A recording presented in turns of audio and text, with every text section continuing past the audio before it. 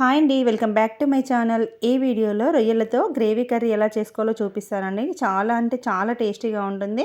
మీరు కూడా తప్పకుండా ట్రై చేయండి.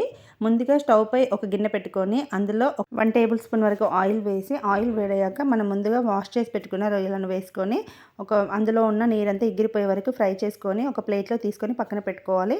ఇప్పుడు అదే ప్యాన్లో 2-3 టేబుల్ స్పూన్ వరకు ఆయిల్ వేసుకొని, ఆయిల్ వేడయ్యాక అందులో జీలకర్ర, ఆవాలు, మసాలా దినుసులు, అలాగే సన్నగా తరిగిన ఉల్లిపాయ ముక్కలు వేసుకొని, ఉల్లిపాయ ముక్కలు బాగా ఫ్రై అయినాక అందులోనే అల్లం వెల్లుల్లి పేస్ట్, పసుపు, కారం, ఉప్పు, ధనియాల పొడి, జీలకర్ర మెంతుల పొడి, అలాగే గరం మసాలా వేసుకొని ఒకసారి కలుపుకొని, ఇవి ఫ్రై అయ్యాక ముందుగా మనం ఫ్రై చేసుకున్న రొయ్యలను వేసుకొని ఒకసారి బాగా కలుపుకొని ఒక 1 గ్లాస్ వరకు వాటర్ వేసుకొని మూత పెట్టేసుకొని బాగా ఉడికించుకోవాలి. ఇలా ఆయిల్ పైకి తేలుతున్నప్పుడు స్టవ్ ఆఫ్ చేసుకొని చివరిగా కొత్తిమీర వేసుకొని ఒక లెమన్ పిండుకొని ఒకసారి కలిపేసి అంతేనండి, సర్వ్ చేసుకోవడమే అండి. మీరు కూడా తప్పకుండా ట్రై చేయండి. మీకు కనుక ఈ వీడియో నచ్చినట్లయితే ప్లీజ్ సబ్స్క్రైబ్. Thank you.